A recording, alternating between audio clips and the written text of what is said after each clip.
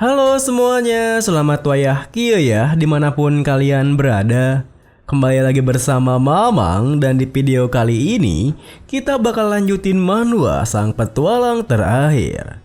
Kita masuk di part 18. Di awal video ini, di saat Rob di Bono Kiri menatapnya, dengan wajah seriusnya, Paume menjelaskan kita yang akan dirugikan kalau dia berkeliaran sendirian mencari pengikut Black Magician dengan mempertimbangkan keberaniannya itu.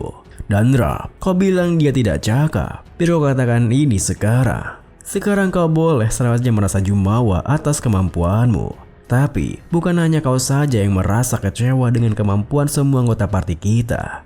Alasan kenapa aku mengirim kalian ke gate kedua duluan adalah karena aku yakin kalian bisa menyelesaikannya dengan mudah.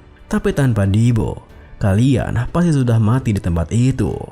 Rob yang tak ingin menerima kenyataannya menyangka dia adalah musuh yang kuat. Kau tidak berhak mengatakan Namun sebelum Rob bisa menyelesaikan kalimatnya, Paume langsung menyelanya. Snow Yeti itu musuh yang berat katamu? Aku sudah pernah memburu Snow Yeti sendirian sebelumnya. Tentu saja perkataan Paume membuat mereka bertiga terkejut. Hal gila macam apa itu? Apa kamu serius?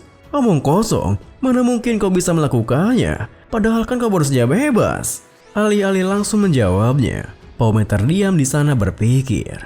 Kejadiannya memanglah sebelum aku regresi, tapi pasti aku yang akan melawannya jika mengikuti cerita sebelumnya. Tapi aku tak punya pilihan lain selain mengganti rencananya. Karena kehadiran dua assassin yang dikirim oleh Kania itu lebih kuat dari dugaanku. Baik aku dengan anggota partiku belum cukup kuat sekarang. Dengan pikiran seperti itu, Paume menatap Rob berkata, kau tidak percaya? Berarti, apa kau ingin melihat buktinya? Melihat sorot matanya yang begitu tajam, Rob yang ketakutan pun membalas, ya tidak, itu tidak perlu. Jadi, apa kau juga tidak memerlukanku? Paume pun menghela napasnya menimpali. Situasinya sederhana saja. Kalian tinggal perlu bertambah kuat. Sepertinya kita punya waktu sebulan sampai raid berikutnya. Untuk situasi semacam ini, kekerasan adalah jawabannya. Kita beralih ke markas Kania Merchant Union, di mana Beiju terlihat tengah melapor pada masternya. Sepertinya rencana kita gagal. Kalau kita berkonflik dengan Gapur sekarang, maka mata publik akan berfokus pada kita. Masternya membalas, seberapa banyak yang mereka ketahui? Apa negosiasi itu cuma trik belaka? Beiju menimpali, aku tidak yakin. Bahkan mata-mata kita tidak mengetahuinya. Sepertinya informasi itu hanya diketahui oleh para eksekutif.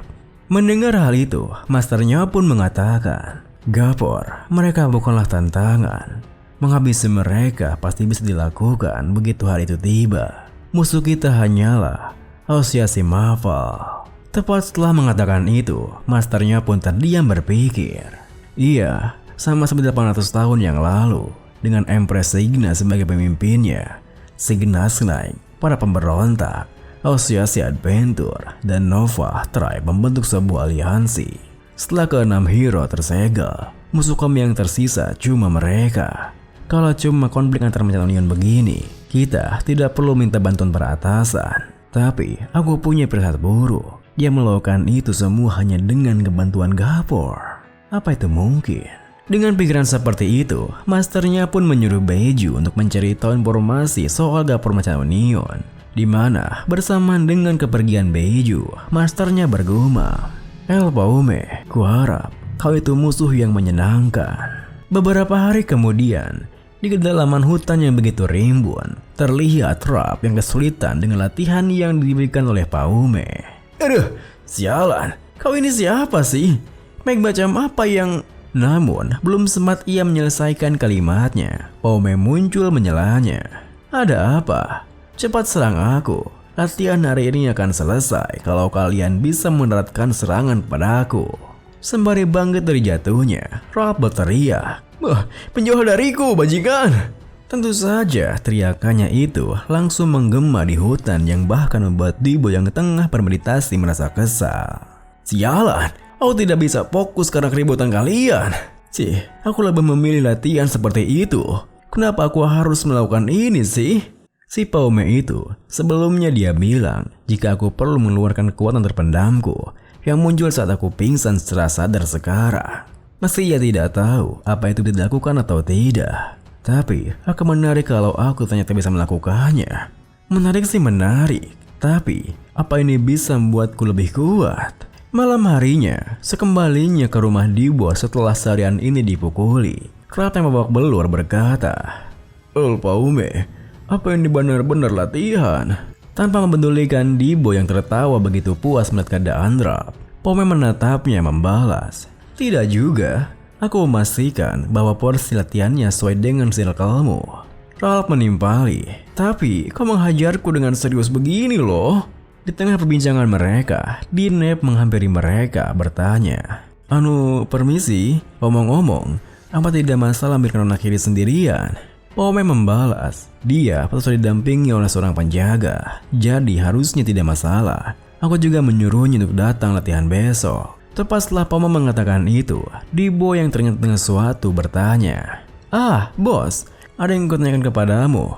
Aku menemukan barang peninggalan seorang Brigade waktu itu, dan kami berhasil kabur dengan selamat berkat tulisan ini. Aku membawanya untuk membalas budi jasanya, karena penulis peninggalan ini telah membantu kita. Tapi, orang yang dituju oleh surat ini tidak bisa ditemukan dimanapun. Apa kau punya ide apa yang bisa kita lakukan soal ini? Seketika itu juga, Paume yang melihat tanda khusus di cincin yang menggantung di suratnya tersentak kaget, yang buat Dibo merasa aneh. Bos, ada apa? Sembari mengambil suratnya, Paume membalas, aku hanya punya firasat saja, biar aku yang mengurusnya, jadi kau tidur saja, karena kau juga akan ikut latihan bersama kami besok. Tentu saja kalimat terakhir Paume membuat Dibo terkejut, yang berbanding terbalik dengan Ralph yang langsung menyeringai kegirangan. Sementara itu, Nona Kiri sendiri mengangkat pedangnya bukan tanpa alasan, di mana ia bertekad untuk membuktikan dirinya yang disebut tidak berbakat oleh Kasim sebelumnya. Beberapa saat kemudian, setelah meninggalkan rumah Dibo, Paume pun tiba di depan sebuah pintu, di mana ia langsung mengetuk pintunya dengan sebuah ketukan khusus. Namun, alih-alih pintu yang diketuknya terbuka, ada seseorang yang mengintip di pintu belakangnya bertanya, "Siapa kau?" Paume pun menunjukkan suratnya membalas, "Sebut saja, aku adalah pengantar suratnya." Melihat surat yang dibawanya, seseorang itu pun menyuruh Paume untuk mengikutinya masuk. Bersamaan dengan Paume sendiri yang berpikir, insiden kehancuran gate. Insiden aneh itu terjadi pada pintu masuk gate-nya dihancurkan oleh seseorang yang tak dikenal, yang membuat para Mechamonion terkait mencari tahu pelakunya. Tetapi, mereka harus pulang dengan tangan kosong. Lebih tepatnya, mereka tidak perlu mencari pelakunya lagi, karena gate itu terbentuk kembali di area yang berdekatan dengan area gate sebelumnya. Dan setelah kebenaran itu terungkap, kehancuran gate semacam itu tidak terjadi lagi. Aku juga sadar siapa pelaku di balik insiden itu, sekaligus motif mereka melakukannya. Kemudian, di saat Paume berpikir seperti itu, ia yang telah tiba di sebuah ruangan tiba-tiba dihadapan dengan 5 orang yang bertanya kepadanya, "Bagaimana caramu menemukan tempat ini? Jelaskan dengan rinci." Kau punya 5 detik. Mendengar pertanyaannya, Paume pun terdiam berpikir. Silent Crusade, organisasi rahasia yang menyadari bahwa semoga itu hanyalah perangkap yang dibuat oleh pengikut Black Magician, sekaligus pelaku di balik kerusakan gate. Pengorbanan mereka sangatlah mulia, tapi tak pernah terdengar dalam buku sejarah. Tapi kali ini akan berbeda. Dengan pikiran seperti itu, Paume pun melemparkan suratnya sembari berkata, "Aku mengembalikan barang kalian, tapi sepertinya kalian enggan memberiku hadiah." Bersamaan dengan mereka yang menerima suratnya, mereka pun menodongkan senjatanya sembari menghitung mundur dari 5, yang buat Paume menjelaskan, "Kalian terlihat kelimpungan, jadi aku kemari untuk memberi jalan pintasnya pada kalian. Aku juga akan kerepotan kalau kalian hanya menyanyikan waktu kalian di sini. Karena situasiku, aku tak bisa memberitahu bagaimana caraku tahu tempat ini. Tapi kalau kalian membunuhku, ruang bawah tanah balai kota Adelstein, maka lokasi pembimbing kalian, Bastille, akan bocor keluar." Mendengar perkataannya, seorang dari mereka pun melangkah maju bertanya, Siapa kamu sebenarnya?" Paume tersenyum membalas, "Senang bertemu denganmu, Starling." Tentu saja perkataan Paume yang menyebutkan namanya membuat Starling sendiri semakin waspada. Meskipun begitu, Paume sendiri berpikir, ya akan lebih tepat kalau aku mengatakan lama tak jumpa. Karena sebelum aku regresi, kami adalah rekan sejawat. Starling bergabung ke pasukan pemberontak setelah Silent Crusade dihabisi. Dan kami melalui banyak-banyak pertempuran hingga hari itu saat Starling mengorbankan dirinya. Dan sekarang aku akan membalaskan utang budi itu. Dengan pikiran seperti itu, Paume pun berkata, "Aku akan langsung ke intinya saja. Tinggalkanlah cabang kota Kerning. Tempat itu sudah disusupi oleh para pengikut Black Magician. Dan satu hal lagi, aku mendapatkan hal yang menarik baru-baru ini. Sepertinya Kania memiliki rahasia mendalam di tubuh organisasinya." Starling yang tak mengerti maksudnya membalas, "Apa maksudmu? Kalau kamu kemari hanya untuk menakut-nakuti kami, maka..." Namun belum sempat ia menyelesaikan kalimatnya, Paume dengan wajah seriusnya menyela. "Lihat saja sendiri."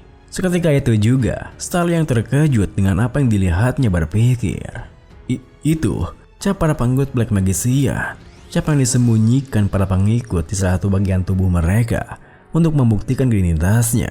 Cap itu sulit ditemukan karena cap itu akan terus bersembunyi sampai ada mana yang dimasukkan ke bagian tubuh itu.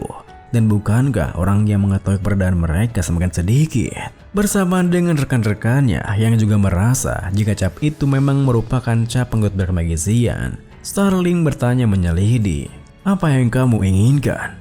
Jangan bilang kalau kamu kemari hanya untuk berbuat kebaikan." Paume pun membalas, "Yang kuinginkan adalah informasi. Aku perlu informasi." Ya saat kemudian, setelah memberikan informasi yang Paume mau, anggota Silent Crusade langsung mengadakan rapat. "Starling, jangan bilang kalau kau percaya pada omongannya." Starling membalas, "Tentu saja tidak. Dia masihlah terlalu misterius soal tindakannya dan timing kemunculannya. Mungkin ini adalah perangkap dari pengikut Black Magician. Untuk sekarang, bagaimana kalau kita berpura-pura termakan jebakannya?" Sementara itu, Paume yang berjalan kembali ke rumah Dibo berpikir, "Aku mendapatkan sesuatu yang berharga sekaligus informasi yang sangat kubutuhkan. Tidak kusangka Kania sudah mengincar tempat itu. Apa rencana mereka berubah karena masa depannya sudah kuubah? Kalau begini terus, dia akan. Kalau begitu, kami harus segera pergi ke Nautilus." Sebulan kemudian, parti Paume pun kini bersiap untuk pergi ke Nautilus. Di mana sebulan sebelum keberangkatan mereka, Paume yang menemui Tuan Abyss di kantor Macedonion yang mendapatkan sebuah pilihan. "Pilihlah El Paume, 60 men get di Siegfried Crossway atau 77 men get di Elinia. Aku sudah mencari tahu semua gate yang mungkin akan diincar Kania. Bagaimana kalau kita mulai bergerak setelah sebulan bersiap?" Dengan dinginnya, Paume berkata, "Aku tidak tahu." Tentu saja sikapnya yang seperti itu membuat Tuan Abyss merasa kesal. "Apa? Dasar brengsek, jangan bilang kalau kau mundur di tengah jalan begini." Paume menegaskan, "Aku sudah memilih tujuanku berikutnya, Eagle Eye Storm." Ketika itu juga Tuan Abyss yang tak menduganya bertanya, "Apa? Eagle Eye Storm? Apa kau tahu tempat apa itu? Maksudmu, tempat yang memiliki bounty 9,9 juta meso itu? Sudah ada banyak adventure yang gagal melakukan tempat itu. Jadi gate itu dianggap tidak layak untuk dimasuki. Jangan bilang kalau Kania justru mengincar tempat itu. Sebelum itu, di mana kau dapat informasinya?" Sebutan Eagle Eye Storm sendiri berawal dari Kairin, Kapten Nautilus yang memimpin beribuan bajak laut. Dia memiliki murid pertama yang bernama Eagle Eye Rhea. Dan gate Eagle Eye itu adalah tempat pemakaman muridnya yang dibangun untuk menghormatinya. Kemudian sebelum Paume menjawab pertanyaannya, tiba-tiba saja Lodra akan melangkah masuk mengatakan, "Oh ya, cerita apa yang sedang kau dengarkan ini?" Seketika itu juga Tuan Abyss meliriknya bertanya, Lord Drakan, apa yang membuat Anda kemari?" Sembari menunjukkan item yang telah disiapkannya, Lord Drakan menatap Paume melanjutkan, "Aku hanya ingin memberimu sebuah hadiah untuk ekspedisi kali ini. Nih, ambillah. Ini item khusus yang disiapkan oleh Gapor, Phoenix Feeder. dan kami punya 2. Aku menantikan hasil mencemerlangmu nanti. Kita kembali ke masa sekarang, di mana setelah mengingat semua hal itu, Paume berpikir, itu artinya aku harus mendapatkan hasil yang setara dengan hadiahnya. Sekarang aku punya 4 Phoenix Feather. Ya, hadiahnya sangat bagus. Lalu saat ia berpikir seperti itu, Dibo yang sudah tak sabar untuk pergi bertanya, "Bos, kenapa kita belum pergi juga?" Paume membalas, "Masih ada yang belum kemari." Bersama dengan Dibo yang bertanya siapakah yang mereka tunggu, Iburu datang menghampiri mereka. "Oh, ya dasar pemabuk, lama tak berjumpa." Seketika itu juga Dibo liriknya bertanya, "Oh, Iburu, apa yang sedang kau bawa itu?" Iburu membalas, "Ini barang-barang yang diminta bosmu." "Sungguh deh, dia juga membuatku mengantarkan barang-barang ini. Nih, coba saja." Videonya pun diakhiri dengan, ternyata barang-barang yang dibawa Iburu adalah pakaian seragam untuk mereka semua. Hingga mereka semua pun tampak seperti party beneran sekarang.